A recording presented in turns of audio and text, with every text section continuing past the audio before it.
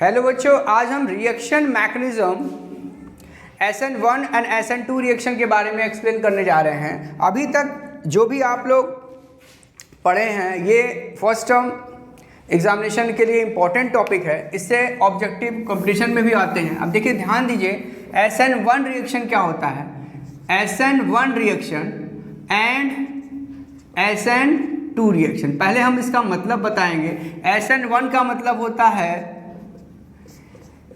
Unimolecular nucleophilic substitution reaction, nucleophilic substitution reaction.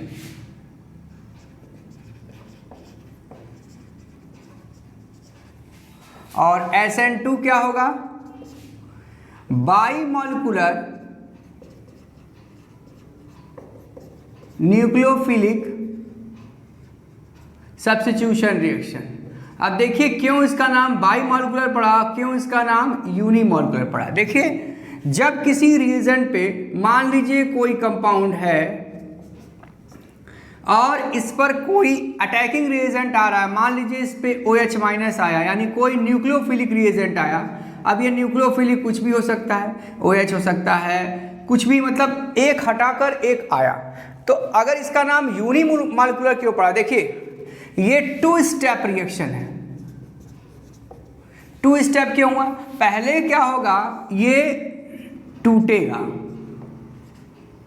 यानी attacking reagent टूटेगा negative और ये पॉजिटिव। अब ये टूटेगा कब? टूटेगा कब? किसी अटैकिंग रिएजेंट के प्रेजेंस में या किसी कैटलिस्ट के प्रेजेंस में। अब देखिए, जब ये टूटेगा, ये स्टेप होता है फर्स्ट स्टेप। तब मान लीजिए हम इसका रिएक्शन H2O से कर रहे हैं, तो H2O ब्रेक करेगा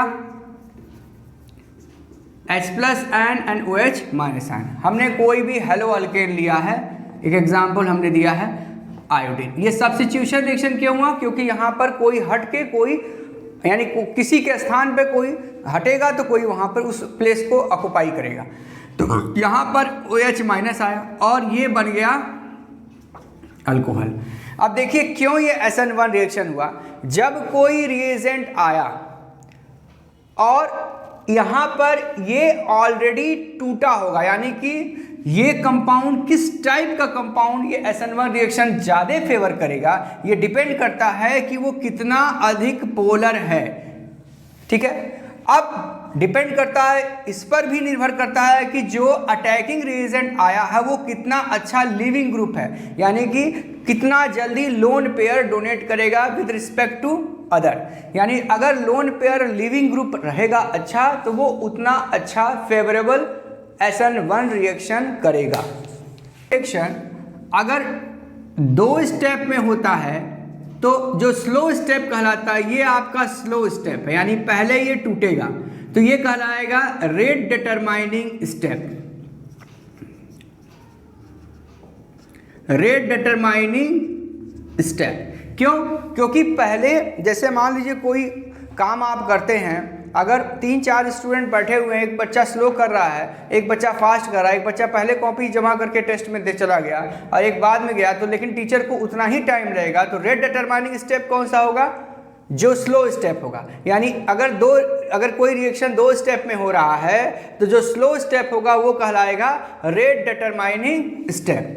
अब ये देखिए, इस समय इसका नाम यूनिमॉलिक्यूलर क्यों पड़ा? क्योंकि इसमें एक ही मॉलिक्यूल्स पहले ब्रेक किया है और फिर उस मॉलिक्यूल्स पर ये अटैक किया है। यानी कहने का मतलब ये 2 स्टेप रिएक्शन है, यानी SN1 रिएक्शन जो होगा 2 स्टेप रिएक्शन होगा। ओके, दूसरी बात, SN1 reaction first order reaction होगा। क्यों फर्स्ट ऑर्डर रिएक्शन? जब किसी का रेट ऑफ रिएक्शन अगर आप एक्सप्रेस करेंगे तो इसमें केवल फर्स्ट मॉलिक्यूल्स, यानी कि यही केवल मॉलिक्यूल्स इन्वॉल्व हो रहा है, यानी ये टू द पावर 1 है, यानी इसका ऑर्डर 1 होगा। इसकी मॉलिक्यूलरिटी भी क्या होगी? मॉलिक्यूलरिटी भी 1 हुई। कौन इस कितने स्पीसीज एक साथ टेक पार्ट किए, तो केवल 1 स्पीसीज टेक पार्ट कर रहा है, इसलिए इस रिएक्शन का नाम पड़ा SN1 रिएक्शन। अब देखिए किस किस कंडीशन में SN1 रिएक्शन फेवर करेगा, कंडीशन में फेवर करेगा। देखिए ये डिपेंड करता है कि कौन अच्छा कार्बेनियम आयन बनाता है, यानी स्टेबिलिटी ऑफ कार्बेनियम आयन पर निर्भर करेगा। तो अगर हम आपसे कहें यानी कि more stable carbenium ion favour SN1 reaction, okay. तो कार्बेनियम आयन कौन फेवर करता है, अब देखिए हम आपसे कहें ये कोई हेलो अल्केन मान लीजिए, कोई ये पॉजिटिव ग्रुप है, ये आपका 3 डिग्री कार्बेनियम आयन है, ये आपका 2 डिग्री कार्बेनियम आयन है, ठीक है। फिर ये आपका 2 डिग्री है, फिर आपका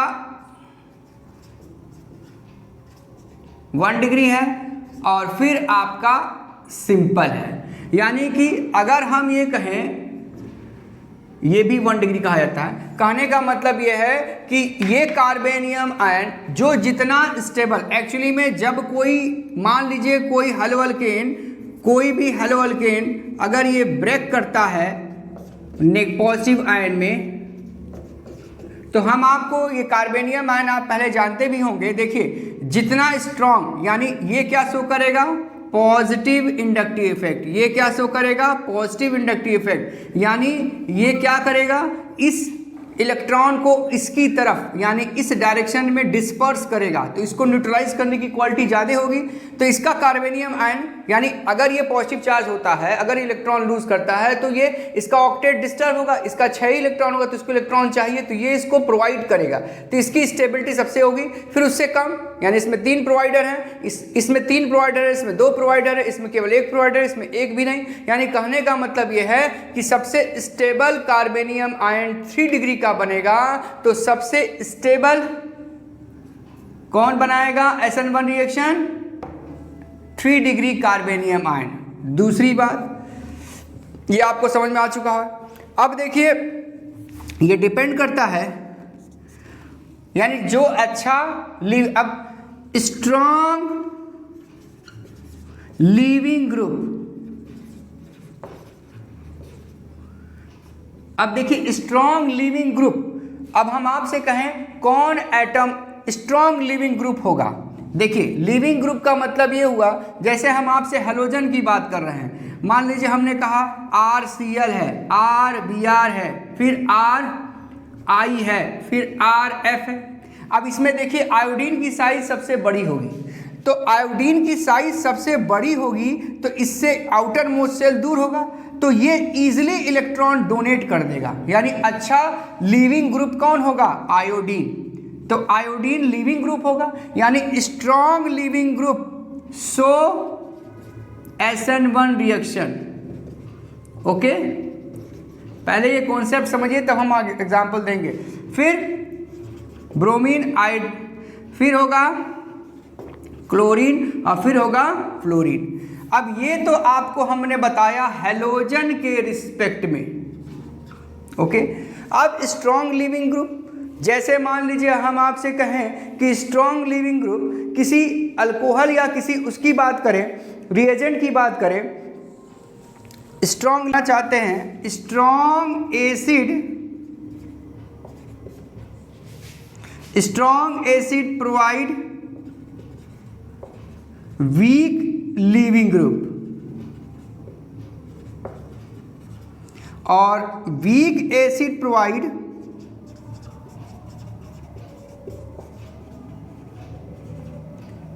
स्ट्रॉन्ग लिविंग ग्रुप।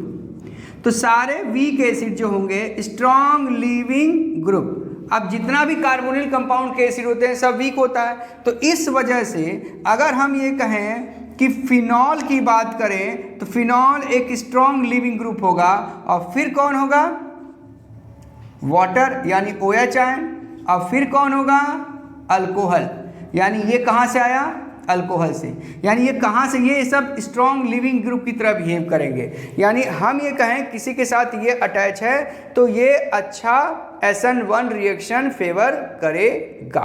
अब ये कॉन्सेप्ट एक तो स्टेबिलिटी ऑफ कार्बोनियम आयन पे निर्भर करेगा, एक स्ट्रॉन्ग लिविंग ग्रुप पर निर्भर करेगा। अब हम तीसरा कॉन्सेप्ट पढ़ते हैं, टाइप्स ऑफ सॉल्वेंट। अब देखिए टाइप्स ऑफ सॉल्वेंट की बात करें, अगर solution, if the solvent is protic, protic solvent क्या होते हैं? अब देखिए आपको सॉल्वेंट के बारे में हम बता दें, सॉल्वेंट टू टाइप्स के होते हैं। एक होता है, देखिए एक होता है सॉल्वेंट होता है प्रोटिक,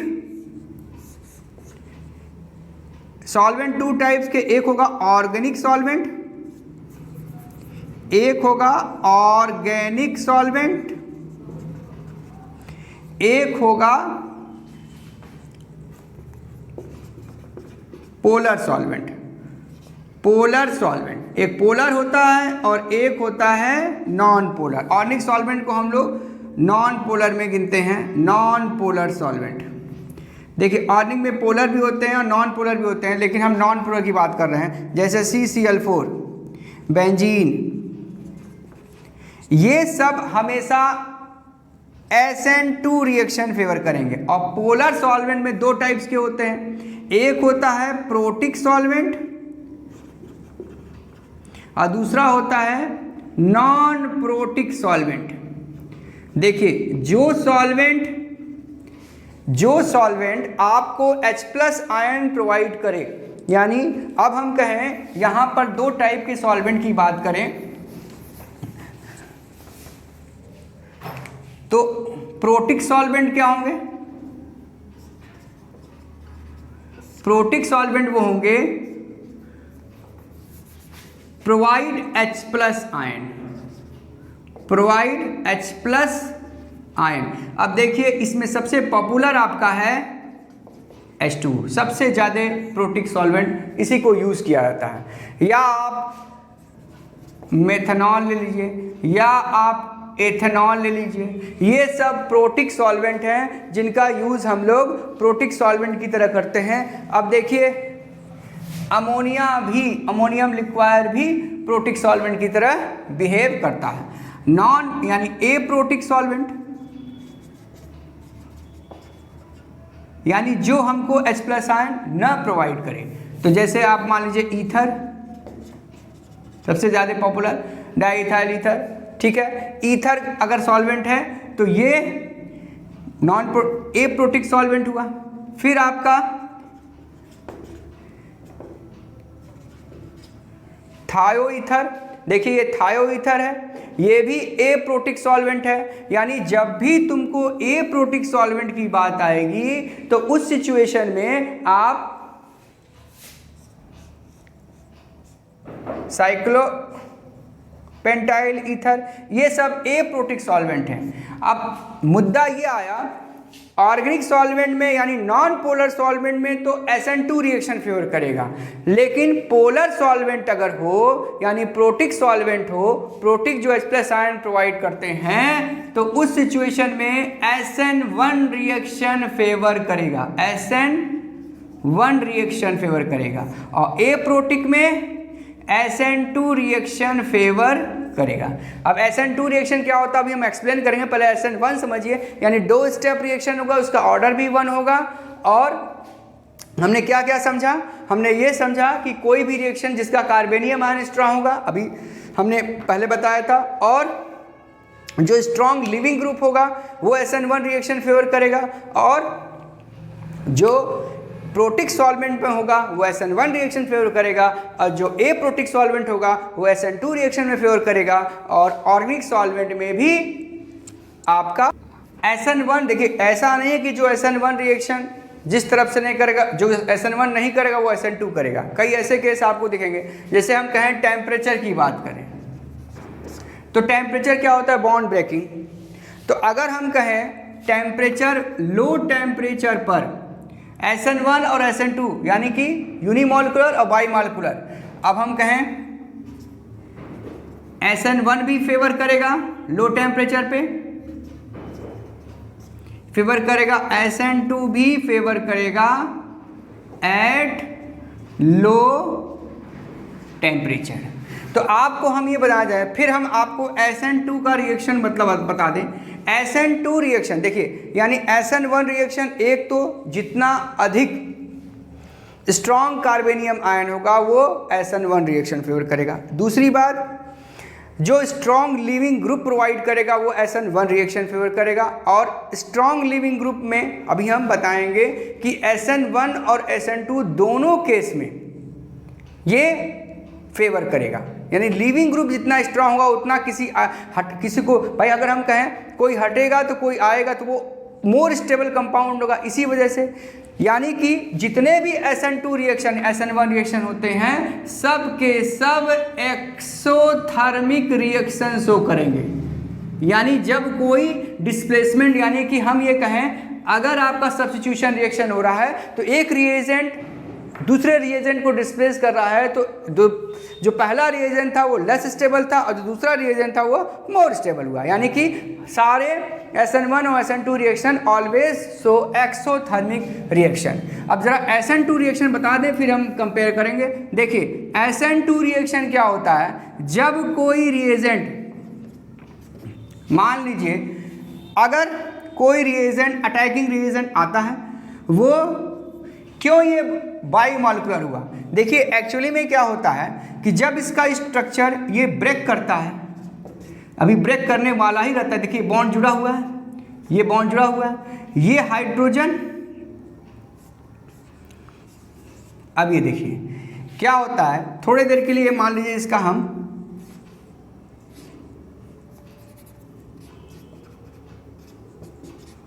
ठीक है, और यहां पर हमने X को इस तरह दिखा रहे हैं ताकि समझाने में आसानी हो।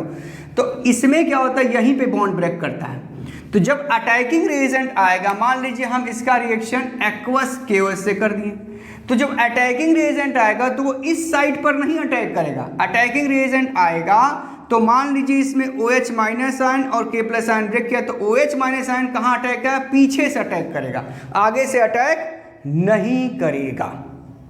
यानी कहने का मतलब यह है इसमें दो मॉलिक्यूल्स एक साथ, दो मॉलिक्यूल्स के आयन एक साथ साइमल्टेनियसली टेक पार्ट करेंगे। इसीलिए इस रिएक्शन का नाम कहलाता है by molecular substitution reaction, SN2 reaction.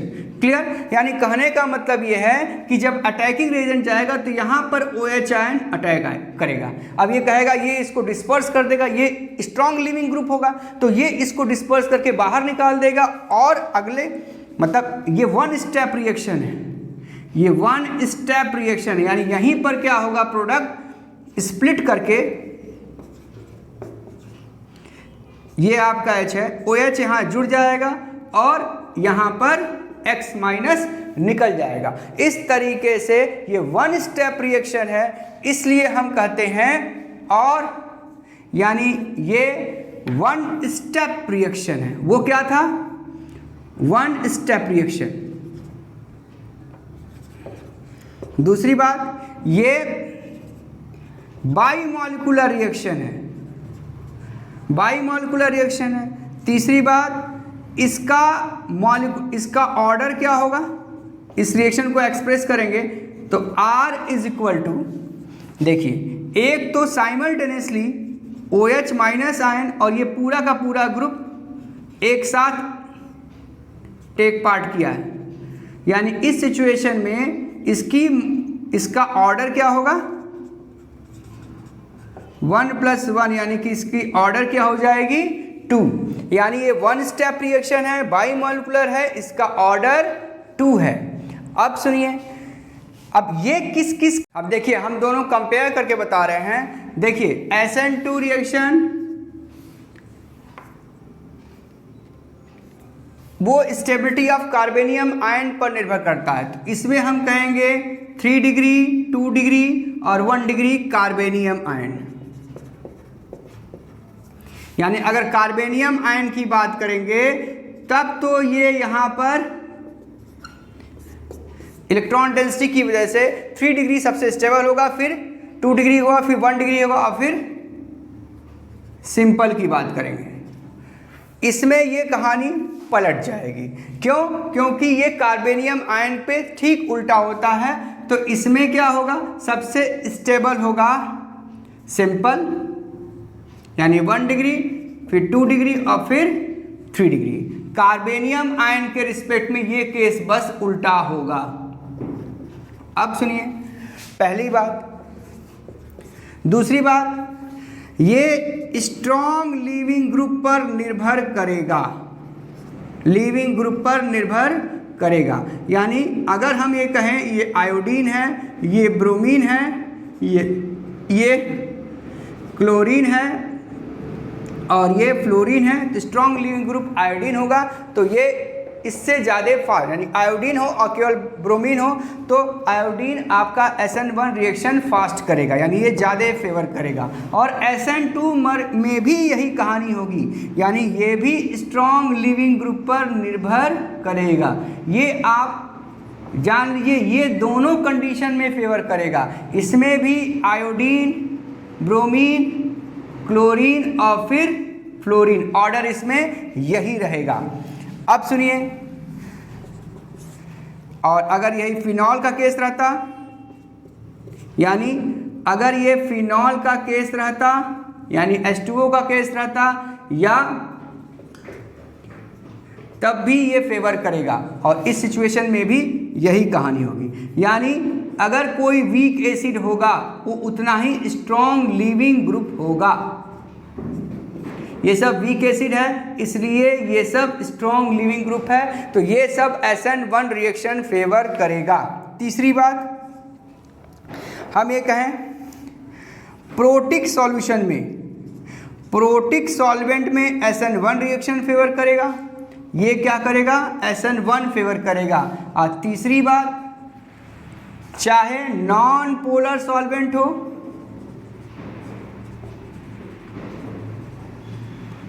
और एप्रोटिक सॉल्वेंट हो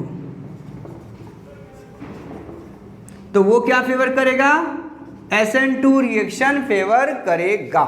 यानी SN2 रिएक्शन इस सिचुएशन में SN2 नॉन प्रोटिक, जैसे मान लीजिए नॉन पोलर में CCl4 हो, बेंजीन हो, एप्रोटिक में आपको हम बता दिए डाइमिथाइल ईथर,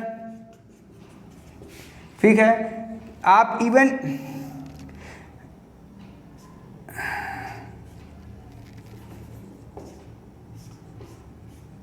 ये सब नॉन प्रोटिक सॉल्वेंट है जिसमें हम H+ आयन न मिले। और प्रोटिक सॉल्वेंट में हम आपको बता दिए सबसे पॉपुलर H2O, फिर सारे अल्कोहल भी यूज़ कर सकते हैं, फिर अमोनियम लिक्वाड, ये सब प्रोटिक सॉल्वेंट हैं। लो टेम्परेचर पर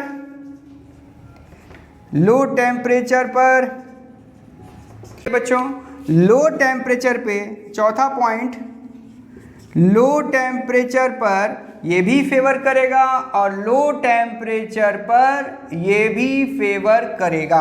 यानी कि बोथ रिएक्शन आर एक्सोथर्मिक। यानी क्यों ऐसा एक्सोथर्मिक, हम आपको अभी बताए हैं, जब डिस्प्लेसमेंट रिएक्शन यानी एक तरह से सब्स्टिट्यूशन रिएक्शन है तो एक रिएजेंट किसी को डिस्प्लेस कर रहा है तो वो लेस स्टेबल से मोर स्टेबल की तरफ जा रहा है, तो ये प्रोसेस एक्सोथर्मिक होगा। Both reaction are exothermic.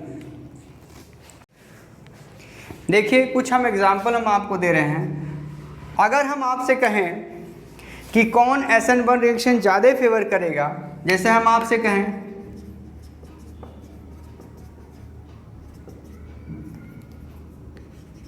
ये ब्रोमीन है और ये आयोडीन है। अब देखिए इसमें अगर पूछे कि कौन SN1 रिएक्शन करेगा तो आप इसको कहेंगे क्योंकि ये स्ट्रॉन्ग लिविंग ग्रुप है। यानी इस सिचुएशन में SN1 और SN2 दोनों, यानी इस सिचुएशन में SN1 भी ये फेवर करेगा और SN2 भी फेवर करेगा क्योंकि ये स्ट्रॉन्ग लिविंग ग्रुप पर निर्भर करता है। दूसरी बात, अगर हम ये आपसे कहें SN1 रिएक्शन हम पूछ रहे हैं, मान लीजिए ये CH3 है, यहाँ पे हमने ब्रोमीन लगा दिया, ये आपका 3 डिग्री है। फिर यहाँ पर अगर हमने 2 डिग्री लगाया, फिर एक हमने लगाया सिंपल ब्रोमीन 1 डिग्री और एक CH3 ब्रोमाइड। अब इसमें स्ट्रॉन्ग कार्बेनियम आयन पर निर्भर करेगा। अब ये देखिए, ये क्या है 3 डिग्री है, ये क्या है 2 डिग्री है, ये क्या है 1 डिग्री है और ये आपका सिंपल है। तो ये मान लीजिए A है, ये मान लीजिए B है और ये मान लीजिए C है और ये मान लीजिए D है। तो order of preference of SN1 reaction की बात करेंगे तो SN1 रिएक्शन होगा A, फिर क्या होगा B, और फिर होगा C, और फिर होगा D।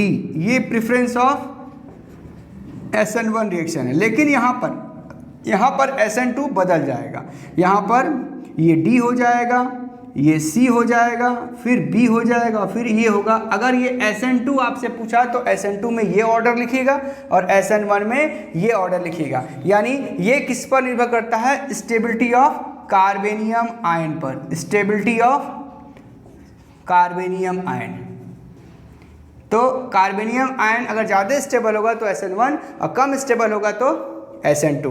ये ध्यान रखिएगा। कुछ हम आपको कॉन्सेप्ट देना चाहते हैं। मान लीजिए प्राइमरी हो और सेकेंडरी हो, तो प्राइमरी हमेशा फेवर SN2 करता है, ठीक है, वो ज़्यादा फेवरेबल SN2 पर निर्भर करता है। लेकिन टर्सरी हो तो वो हमेशा SN1 ही फेवर करता है, वो SN2 की तरफ नहीं जाता है। ये तो हमने दूसरा कॉन्सेप्ट बताया। तीसरा कॉन्सेप्ट हम देने जा रहे हैं, यानी यहाँ पर पावर पर निर्भर करता है। अब हम यहाँ पर स्ट्रॉन्ग लीविंग ग्रुप पर निर्भर करता है। अब मान लीजिए कोई ऐसा रिएक्शन है, इसमें ये भी ब्रोमीन है और ये भी 2 डिग्री है, और आपसे पूछा इसको ऑर्गेनिक सॉल्वेंट में हमको कौन ज़्यादा फेवर करेगा। ऑर्गेनिक सॉल्वेंट की बात हो रही है, तो ऑर्गेनिक सॉल्वेंट में कौन फेवर करेगा, SN2 रिएक्शन। तो ऑर्गेनिक सॉल्वेंट की बात करेंगे तो SN2 रिएक्शन होगा, तब ये होगा, यानी कि प्राइमरी हेलोअल्केन SN2 रिएक्शन फेवर करेगा। लेकिन ये कहानी कब होगी, ऑर्गेनिक सॉल्वेंट में या एप्रोटिक सॉल्वेंट में। लेकिन यही कहानी अगर हम ये कहें ये ब्रोमीन है और ये हमने दे दिया प्राइमरी, तो ये 1 डिग्री हो गया और ये 2 डिग्री हो गया। तो अगर हम कहें इसको पोलर सॉल्वेंट वाटर में कर रहे हो तब ये ज़्यादा फेवर करेगा, यानी ये SN1 रिएक्शन फेवर करेगा। तब हम स्टेबिलिटी ऑफ कार्बेनियम आयन पर डिपेंड करेंगे जब एप्रोटिक, यानी ये कहानी कब होगी, जब ये और यानी प्रोटिक सॉल्वेंट यानी वाटर सॉल्यूशन हो या अमोनियम लिक्वायर हो या मेथनॉल के साथ इसका सॉल्यूशन हो, तो इस केस में ये SN1 रिएक्शन फेवर करेगा।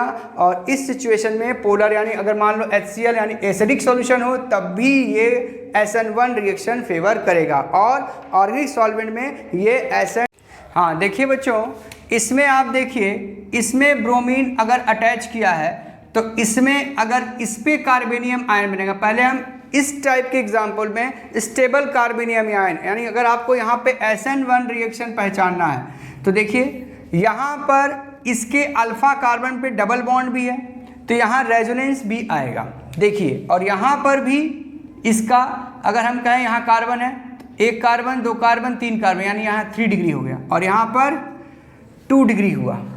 और यहाँ पे 2 डिग्री हुआ, लेकिन यहाँ पर भी 2 डिग्री, यानी यहाँ बात फंस गई। बात ये इसलिए फंस गई क्योंकि यहाँ 3 डिग्री है और फिर यहाँ पर दोनों में 2 डिग्री है। तो अगर हम ये कहेंगे, अगर एक ऑर्डर याद रखिए कि 3 डिग्री और 2 डिग्री की बात हो तो इसमें एक याद करिए कि स्टेबिलिटी ऑफ कार्बेनियम आयन सबसे किस पर डिपेंड करता है, रेजोनेंस पे। फिर किस पे डिपेंड करता है, रेजोनेंस या मेसोमेरिक इफेक्ट पे, रेजोनेटिंग इफेक्ट पर, फिर किस पे डिपेंड करता है, इन हाइपर कॉन्जुगेशन पर, हाइपर कॉन्जुगेशन, और फिर किस पे डिपेंड करेगा, इंडक्टिव इफेक्ट पर। ये तीन फैक्टर ऑर्डर, ये हम प्रीफर किसको करेंगे, रेजोनेंस पे। लेकिन एक चीज और एक्सेप्शन केस से आता है कि जब 3 डिग्री आएगा तो वो रेजोनेंस को भी डोमिनेट कर देगा। यानी इस सिचुएशन में, यानी कि अगर हम ये कहें सबसे ज़्यादा SN1 रिएक्शन, यानी ये मान लीजिए A है, ये B है और ये C है, तो सबसे ज़्यादा SN1 रिएक्शन ये 3 डिग्री करेगा, यानी B सबसे ज़्यादा प्रेफरेंशियल होगा। अब इसमें 2 डिग्री की बात करें तो यहाँ रेजोनेंस भी है और 2 डिग्री भी है, तो ये ज़्यादा प्रेफर होगा, तो ये होगा A और फिर होगा C। यानी इस सिचुएशन में SN1 रिएक्शन का फेवरेबल ऑर्डर पहले ये B होगा, फिर A होगा और फिर ये C। अब इस सिचुएशन में देखिए, इस सिचुएशन में इस कार्बन पर 2 डिग्री है और यहाँ पर रेजोनेंस है, यहाँ पर रेजोनेंस आएगा क्योंकि यहाँ पर बेंजीन रिंग है और यहाँ पर रेजोनेंस आएगा। अब इसकी बात करेंगे, यहाँ पर 2 डिग्री है और यहाँ पर 3 डिग्री है, तो यहाँ पर भी ऑर्डर क्या होगा, रेजोनेंस होने की वजह से यहाँ पे भी रेजोनेंस है, तो सबसे ये A है, ये B है और ये C है, तो सबसे ज़्यादा प्रेफरेंशियल कार्बेनियम आयन इसका होगा, तो ये शो करेगा SN1 रिएक्शन, फिर ये शो करेगा A और फिर शो क्या करेगा C। इस तरीके से आप, यानी कि अगर हम आपको कहीं पर रेजोनेंस हो और हाइपर कॉन्जुगेशन हो और इंडक्टिव इफेक्ट हो, तो सबसे लास्ट प्रेफरेंस आप इंडक्टिव इफेक्ट को देंगे और सबसे पहले प्रेफरेंस आप रेजोनेंस को देंगे, और इस तरह से आप SN1 रिएक्शन, SN2 रिएक्शन पहचानेंगे। क्लियर?